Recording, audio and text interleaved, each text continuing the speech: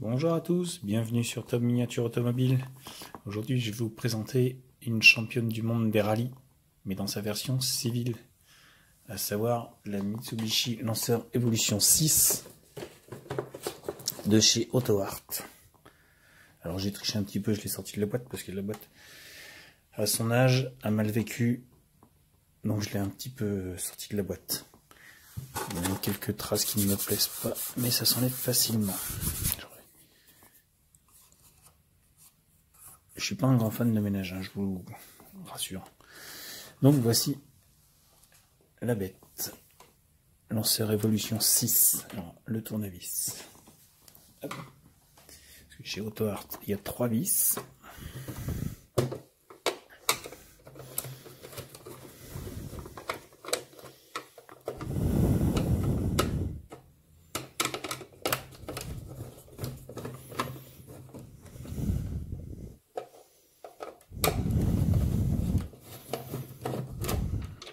Et voici.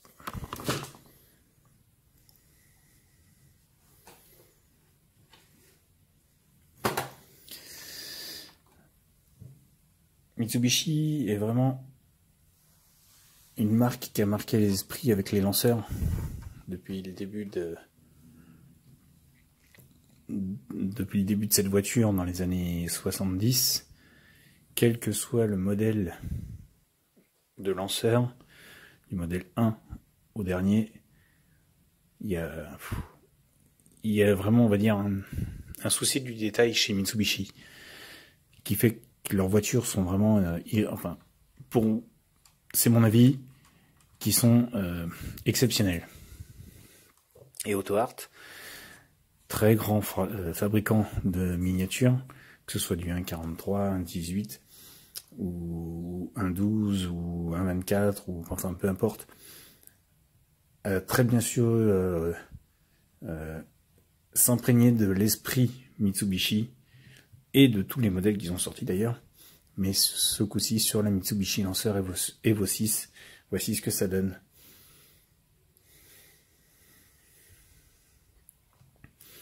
Alors c'est pas ma préférée des lanceurs Evo. Moi j'ai un petit coup de cœur pour la 7. Mais la 6 est quand même très jolie aussi.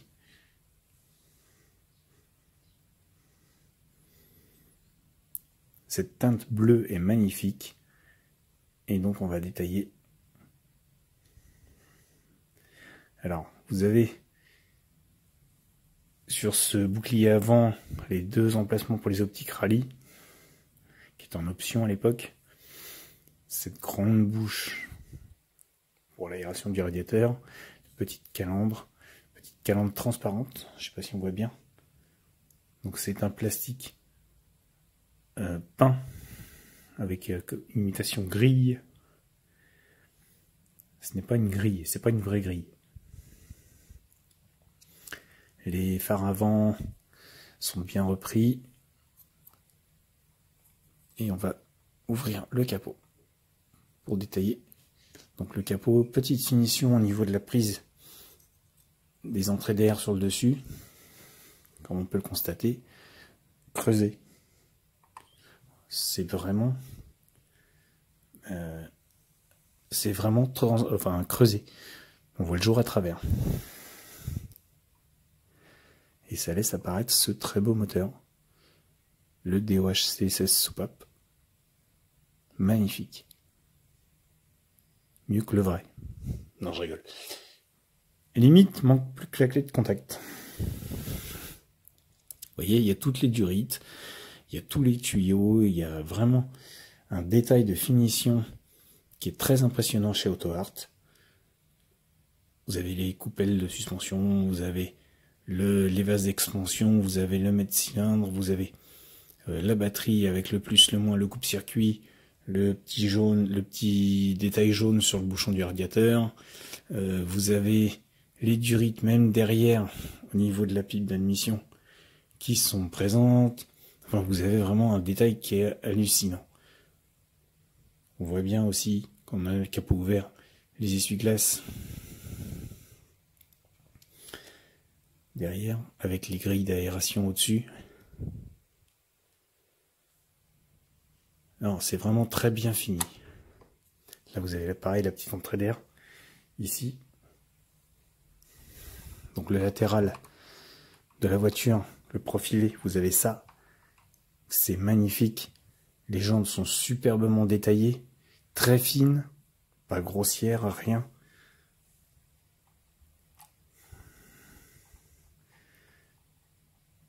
Avec le détail de l'étrier et le disque derrière. Les pneus sont fins au niveau des détails. Alors pas de suspension pour cette gamme, c'est pas grave. Donc à l'arrière c'est pareil, vous avez la jante magnifique avec le petit disque et l'étrier rouge qui ressort. Vraiment très très beau. Les poignées, vraiment très belles. Le petit répétiteur de clignotant incrusté, très joli. Et le beau rétro avec le miroir. À l'arrière, vous avez donc ce gros spoiler avec l'aération, le truc d'aération vraiment découpé. C'est pas juste de la peinture au fond, c'est vraiment découpé. Les deux gros feux typiques à l'annonceur 6. Le gros spoiler. Le gros aileron sur le toit. Sur le toit, que dis-je, sur le coffre.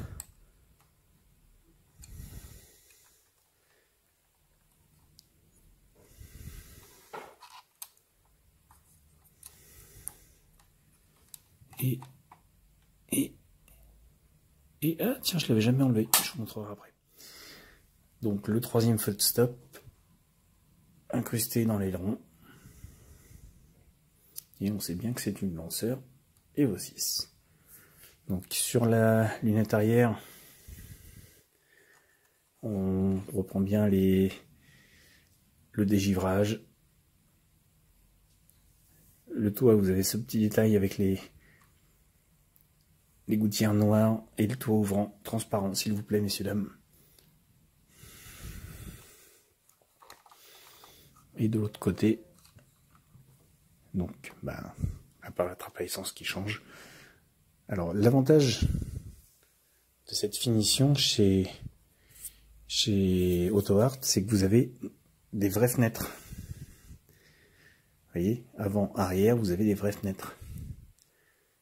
Et on voit même l'essuie-glace arrière, j'ai oublié de le préciser, qui est très bien appliqué. Le bas de caisse au niveau des portes, avec aussi, là c'est pareil, une très belle finition, puisqu'on voit le petit détail ici, avec l'arête présente. C'est très joli. Vraiment très joli. Petite ouïe d'aération sur le pare-choc avant. J'ai oublié de vous montrer. Et donc, on va ouvrir. Alors, très délicatement, on va ouvrir les portes. Donc, ce sont des belles charnières. Mais le détail intéressant, c'est que sur ce modèle, avant... Alors, faut y aller mollo. C'est très fragile. Mais les 4 portes s'ouvrent.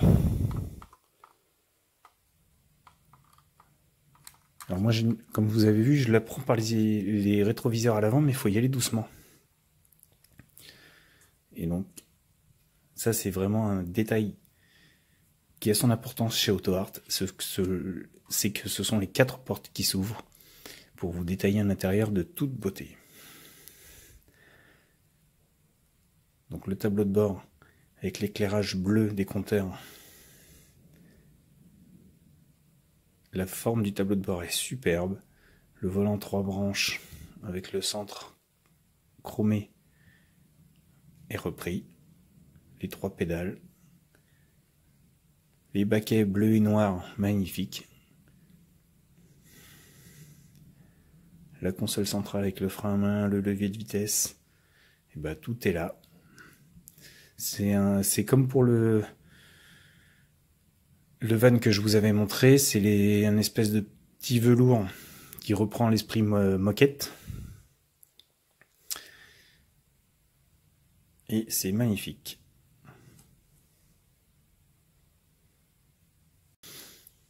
Au niveau des portières, donc les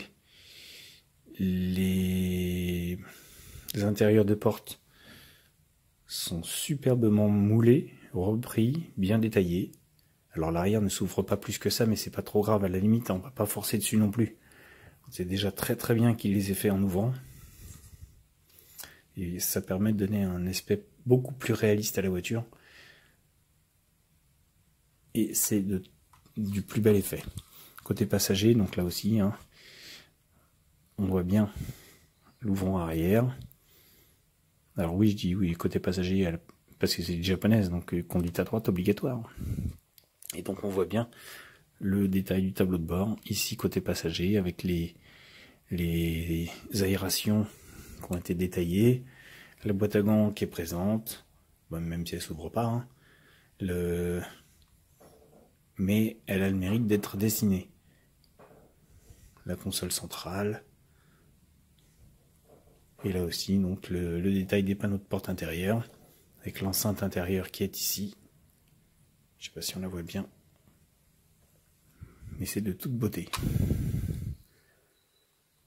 Et on referme délicatement pour éviter de tout abîmer.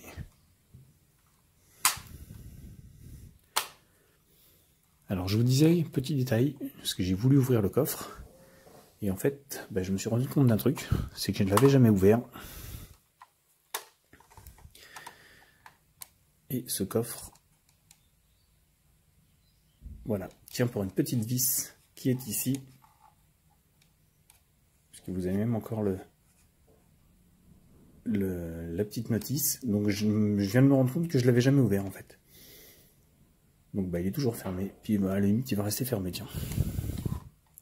Et donc le dessous de la voiture est magnifique.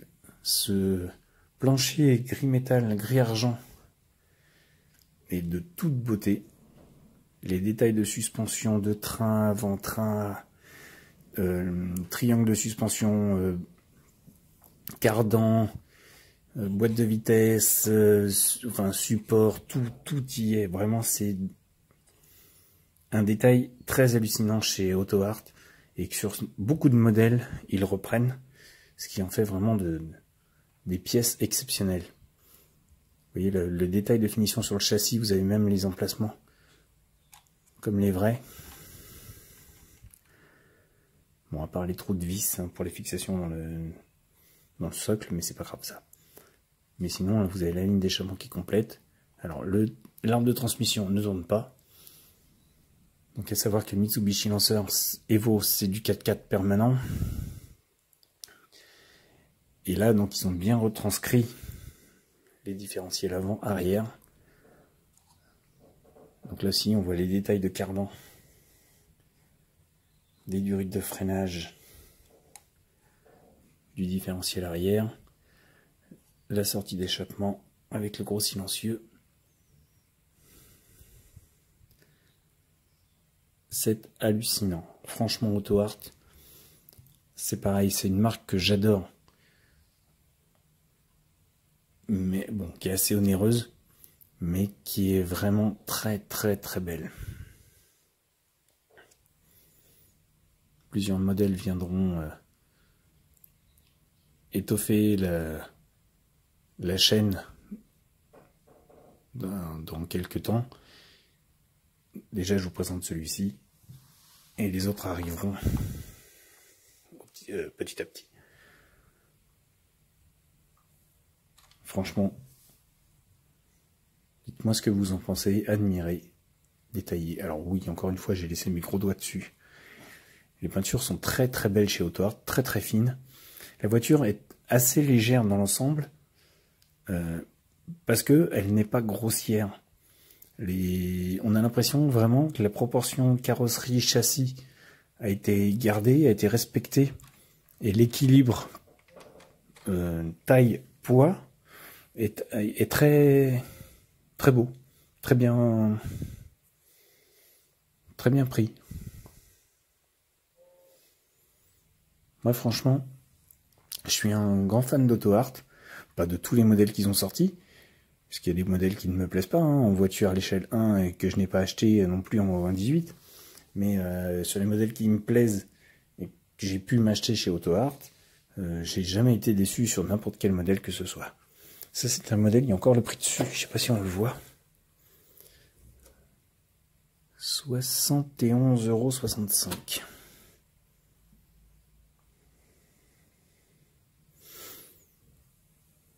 Il y a encore le prix en francs, puisque c'était à l'époque du passage du franc, donc ça veut dire que c'est une voiture qui a au moins 20 ans.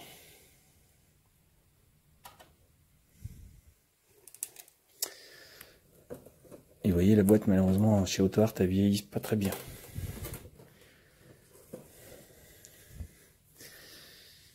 Bref, je vous dis à bientôt, et je vous présenterai d'autres modèles.